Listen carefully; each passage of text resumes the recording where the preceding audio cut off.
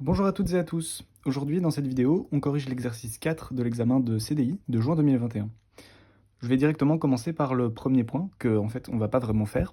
Donc celui-ci nous demande d'énoncer le théorème de Green dans le plan, que j'ai recopié ici, et d'en donner la démonstration, dans le cas où la région dans le plan est un rectangle de la forme AB fois CD. Ce que je ne vais pas faire ici, je ne vais pas donner de cette démonstration, tout simplement parce qu'elle n'est pas au programme de l'examen de 2023. Par contre, il est quand même important de revenir sur ce théorème, vu qu'on va en avoir besoin dans les exercices. Et donc ce théorème nous dit que si on a D, une région qui est délimitée par un lacet paramétré gamma, je vais revenir sur ces termes-ci, qui est simple et régulier par morceau, et qu'on a P et Q deux fonctions de classe C1 sur un ouvert qui contient D, alors on a l'égalité suivante. Donc pour rappel, un lacet, donc c'est une courbe qui se referme sur elle-même. Autrement dit, tout lacet qu'on peut paramétrer, c'est une fonction de la forme AB vers R puissance n, en général, ici 2. Et donc un lacet est tel que gamma de A est égal à gamma de B. Ça, c'est la première chose. Qui est simple, ça veut dire que cette courbe est bijective, pas bijective, pardon, injective, et donc on n'a pas des choses de cette forme-ci. Donc, basiquement, voilà, quelque chose qui se referme sur lui-même, ce n'est pas un lacet simple, parce qu'il y a ce point-ci, ici, qui nous dérange. Et régulier, ça veut dire que la dérivée de gamma est différente de 0, pour tout t. Alors, par morceau, ça veut dire que on admet que cette dérivée puisse être nulle sur des points qui sont de mesure négligeable. Donc, en gros, on peut avoir des ensembles qui ressemblent à ceci. Voilà, je sais pas, un truc comme ça. Donc, on voit que dans les points anguleux, ici, on voit que la dérivée n'est pas bien définie. Mais c'est pas grave, on admet quand même que on puisse s'intéresser à l'ensemble D, qui, du coup, dans ces exemples, l'ensemble D, ce serait cette région-là du plan. Ici, ce serait l'intérieur de ce patatoïde. Et donc, voilà pour ce théorème, qui est en fait une version, enfin un cas particulier du théorème de Stokes. Et voilà donc l'énoncé de l'exercice B, point I. Donc, celui-ci nous donne un champ de vecteurs, dont la forme explicite est la suivante, et une courbe, notée C epsilon, qui est l'ensemble suivant, et qui en fait n'est autre que le cercle centré en 0, 0, et de rayon racine de epsilon. Et on nous demande, première chose, de démontrer que la circulation du champ de vecteur f sur C epsilon est égale à 2pi. Donc la première chose à faire, c'est de trouver un paramétrage pour notre ensemble C epsilon. Alors il n'est pas très compliqué à trouver, hein. Donc le paramétrage, c'est le suivant. Donc c'est gamma qui va de 0, 1 jusqu'à R2, et qui, à tout t, associe le couple suivant. Donc ici, c'est un cercle de rayon racine de epsilon. Donc, le paramétrage dans le sens trigonométrique, c'est bien celui-ci. Et je me rends compte que j'ai fait une petite gaffe, bien sûr. L'ensemble de départ, c'est pas 0,1, c'est 0,2pi. Et donc, eh bien maintenant, je vais peut-être renoter la définition de la circulation de f sur ces epsilon. Donc, que l'on note comme ceci. Et c'est pour ça qu'on a besoin d'un paramétrage pour ces epsilon. Eh bien, c'est égal à l'intégrale de A à B de f du produit scalaire de f gamma de t, gamma prime de t, dt, si gamma va de A à B vers R puissance n. Et donc pour nous, ce sera la chose suivante. l'intégrale de 0 à 2π du produit scalaire de f gamma de t, gamma prime de t, dt. Et alors cette chose-ci, donc l'image par t de gamma, c'est racine de e cos de t epsilon. Et donc si je remplace, et racine de e sin de t epsilon, et si je remplace ça du coup ici, ça me donne quoi? Bah, ça me donne l'intégrale de 0 à 2π du produit scalaire. Alors là, il ne faut pas se tromper. Donc c'est le produit scalaire de moins la composante y, c'est racine de epsilon sinus de t. Alors on remarque qu'en fait au dénominateur, sinus carré plus cos carré, ça fait toujours 1. Et donc ici, on peut mettre epsilon en évidence. Et donc ça nous donnera juste epsilon. Et la deuxième composante, du coup, cette fois-ci, on prend racine de epsilon cos de t sur epsilon. Produit scalaire avec alors la dérivée de gamma ici. Eh bien, pour la première composante, ça me donne moins racine de epsilon sinus de t, racine de epsilon cosinus de t. Voilà. Et donc maintenant, ceci, il reste plus qu'à développer. En fait, si on regarde rapidement, donc on va avoir ici racine de epsilon fois racine de epsilon sur epsilon, ça fait 1. Sin carré de t. Et puis ici, pareil, les epsilon vont se simplifier. Et donc on aura juste sin carré de t plus cos carré de t. Je vais peut-être le noter. Voilà, on aurait un truc comme ceci.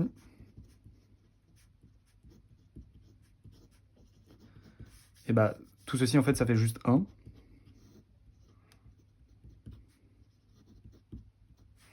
Et ça, c'est égal à 2π. Alors maintenant que nous avons montré ceci, attaquons-nous au point 2, qui est un petit peu plus compliqué. Je vais prendre une autre feuille. Donc le point 2 se divise en deux parties, en fait.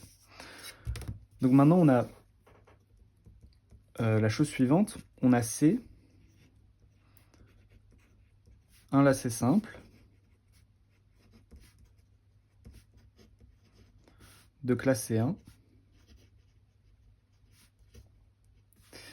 qui entoure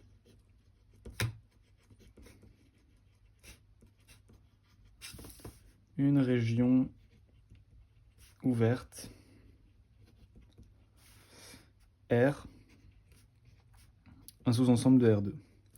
Et la première chose qu'on nous demande de faire, c'est de démontrer, je vais mettre une petite boule, démontrer que si le point 0 n'appartient pas à R, alors la circulation de notre champ de vecteur F qu'on a vu précédemment sur C est nulle. Alors ici, ce qui est intéressant, évidemment, on doit essayer de comprendre en fait qu'implique cette condition. Et ceci, si je reprends le théorème de Green sous les yeux, donc le théorème de Green est applicable sur une région délimitée par un lacet paramétré gamma simple et régulier par morceau. Ça, c'est le cas, c'est ce qu'on a ici, notre lacet C. Et si on a P et Q qui sont deux fonctions de classe C1 sur un ouvert contenant D. Alors, on va s'intéresser à nos deux fonctions.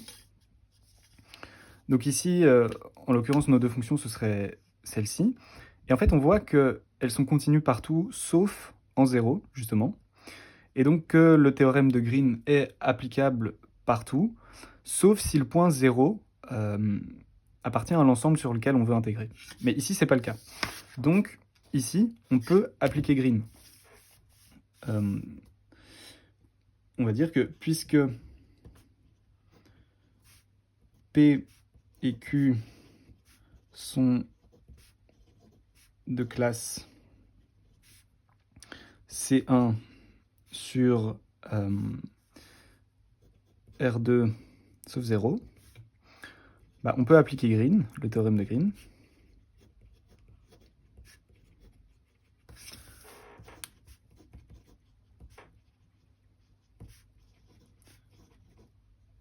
Et donc, en faisant ceci, je vais peut-être réécrire du coup la circulation de f sur c. Par la définition de f, ce n'est autre que la chose suivante, c'est moins x au carré plus y, enfin y sur x au carré plus y au carré, dx, plus x au carré plus y au dénominateur, x au numérateur, dy. Et donc ça, ce serait mon P dans l'énoncé de mon théorème, et ça, ce serait mon Q. Et donc, vu que je peux appliquer le théorème de Green, ben on va dire que ça, c'est égal à l'intégrale double sur l'ensemble D qui est l'ensemble dont la frontière est C. Hein, donc on n'a que... voilà.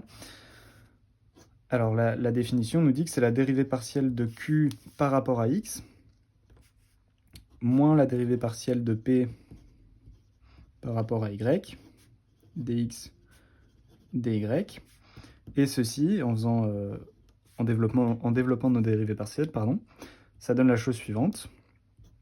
Alors je ne fais pas les détails des calculs ici, mais ils ne sont pas très compliqués. Y carré moins x carré, moins, en fait, la même chose.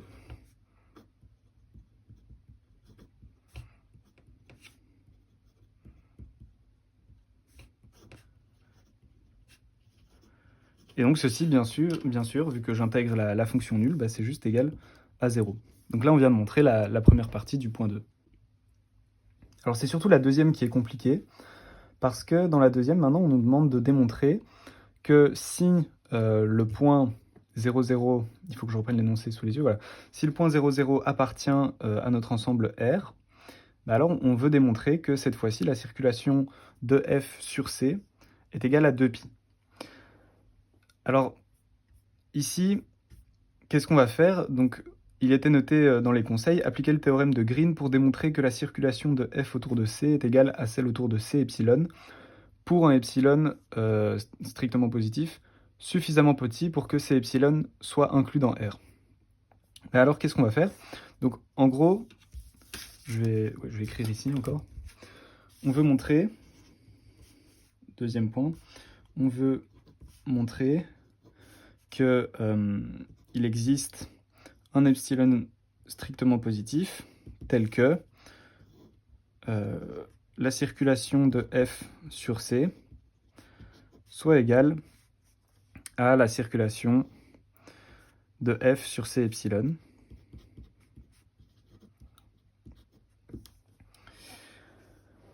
Et donc bon, maintenant on va réfléchir un peu sur les ensembles qu'on a. Donc R est un ouvert. Et le point 0, 0, cette fois-ci, appartient à R. Ça, c'est dans l'énoncé, quoi. Et donc, on sait que il existe un petit r appartenant au réel strictement positif, voilà, sauf 0, tel que la boule ouverte centrée en 0 et de rayon R soit inclus dans R. Ça dépendrait de la tête de notre ensemble R, mais c'est toujours possible de trouver un tel rayon, quoi, pour notre boule. Et donc maintenant, si je choisis un epsilon qui appartient à cet intervalle-ci, alors j'ai l'inclusion suivante, j'ai que la boule de centre 0 de rayon epsilon est comprise dans la boule centrée en 0 de rayon R, qui elle-même est comprise dans R.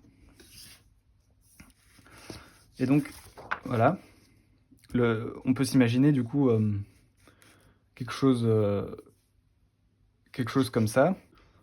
On aurait, disons, notre lacet, voilà, notre lacet C, qui serait de cette forme-là.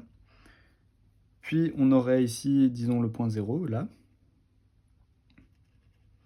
Et ça, ce serait ma boule ouverte centrée en 0 de rayon epsilon. Et donc R, c'est toute cette région-ci. Ça, c'est R. Voilà. Et donc maintenant, on va considérer, disons, phi, qui va de 0,1 vers C, une paramétrisation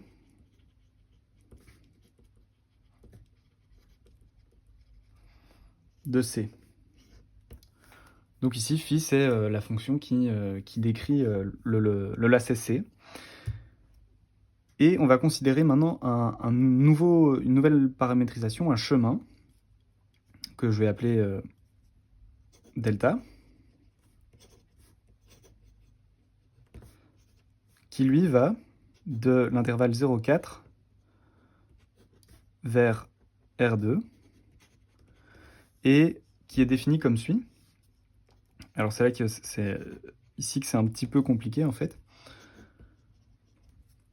On a que delta de t, c'est égal à la chose suivante. Donc c'est égal juste à gamma de t si t appartient à 0,1. Puis que c'est égal, je vais revenir ici à pourquoi est-ce que, parce qu'on a un peu l'impression que ça sort de nulle part. Donc gamma 1 fois 2 moins t, plus t-1 fois epsilon, le tout multiplié par le vecteur suivant.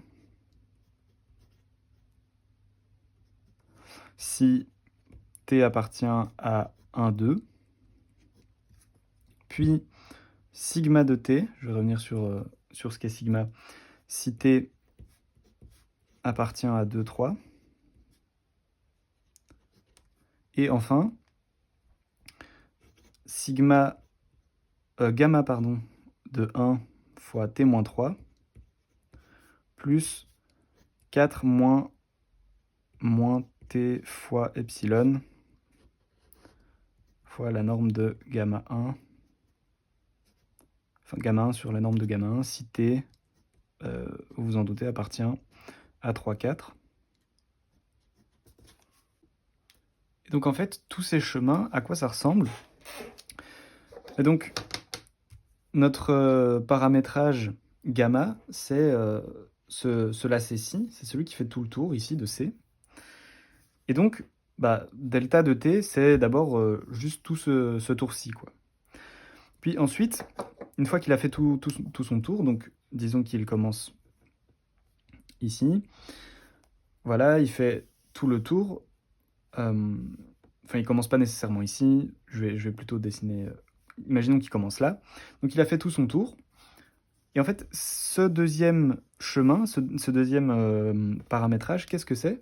C'est simplement la droite qui relie C à la frontière de la boule ouverte centrée en 0 de rayon epsilon. Et donc, voilà, il fait tout son tour, puis il va ici.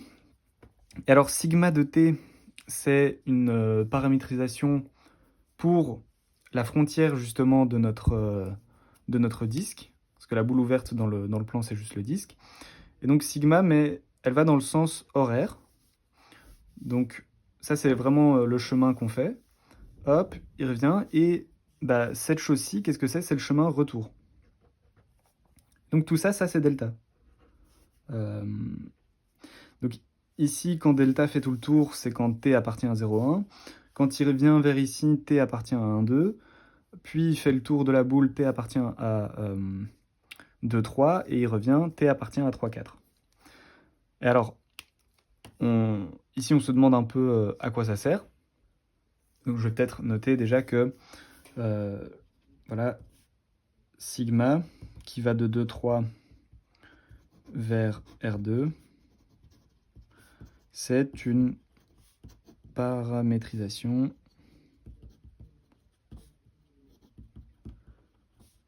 de C epsilon. Donc C epsilon, c'est la frontière de notre boule centrée en 0 de rayon epsilon. Où sigma de 2 est égal à gamma de 1 sur sa norme. Et attention, dans le sens horaire comme je l'ai marqué.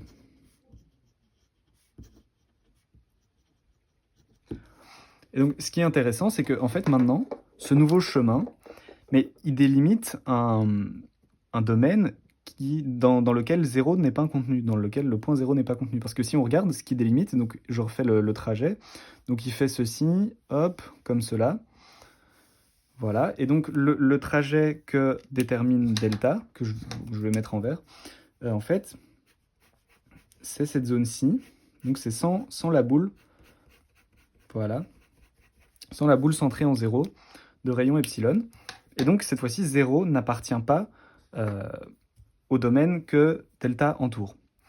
Et donc on sait par le premier cas, le point qu'on a fait précédemment, alors on sait que l'intégrale, la circulation de f le long de delta, ben on sait qu'elle est nulle.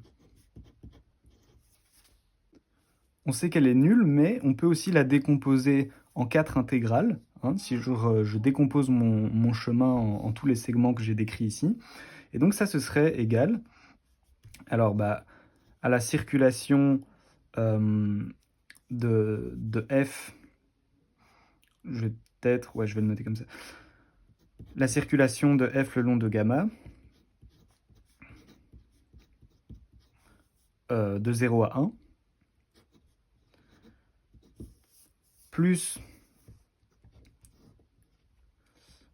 la circulation de f le long de ce chemin-ci.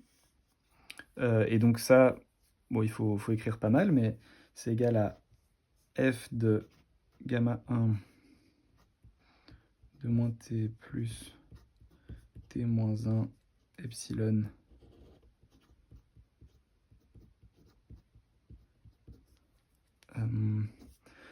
produit scalaire avec, du coup, epsilon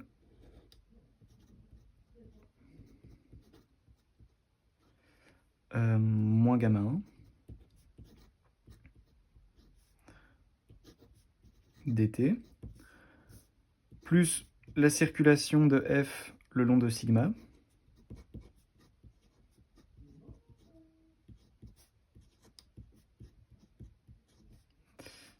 comme ceci. Et quatrième chemin, pareil que celui-ci, mais dans l'autre sens. Et ça a son importance. Voilà. Donc ici, je recopie vraiment juste ce qu'il y a écrit là. Hop.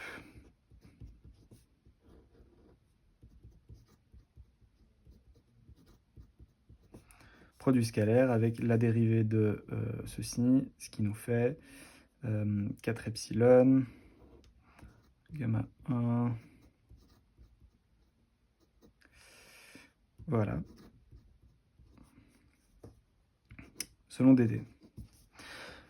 Et donc maintenant, ce qui est important de remarquer, c'est que si on fait un changement de variable, en fait, et on peut s'en convaincre assez facilement, la circulation de f sur ce segment-ci, c'est l'opposé de la circulation de f sur ce segment-ci.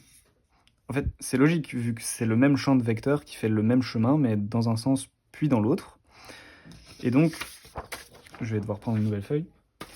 Et donc, si je reprends ici ma feuille, ce terme-là et ces termes-là se simplifient. Et on sait que, puisque ceci est égal à 0, alors on a l'égalité suivante. On a que l'intégrale de 2 à 3 de f de sigma de t, sigma prime de t dt, c'est égal à, c'est juste moins l'intégrale sur c epsilon, donc de la circulation de f sur c epsilon, parce que justement sigma c'est une paramétrisation pour C epsilon, mais dans le sens trigonométrique. Et donc oui, je ne l'ai pas mentionné, mais ceci, bah, c'est bien égal à 0 aussi, hein, vu que c'est le tour de C qui comprend et pardon, donc je disais que bah, c'est aussi égal à cette chose-ci, hein, vu que ces deux choses-là valent 0. Et donc, on a que ceci, c'est égal à moins intégrale de 0 à 1. Et donc ça, c'est exactement ce qu'on veut calculer, en fait. Hein, c'est pardon, j'ai enlevé ma feuille. C'est la circulation de F le long de C.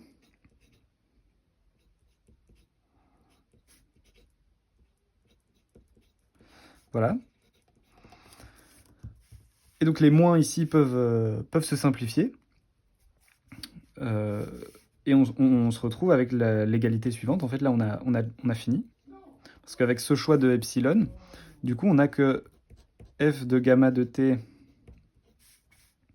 gamma prime de t, dt, ce qui n'est autre que la circulation de f sur c par définition de gamma, c'est égal à l'intégrale, à la circulation de f sur c epsilon. Mais ça, on l'a calculé dans le premier point, et on a montré que cette chose-là, c'était égal à 2π. Et donc voilà qui clôture l'exercice 4. J'espère que cette vidéo a pu vous aider, et à très bientôt.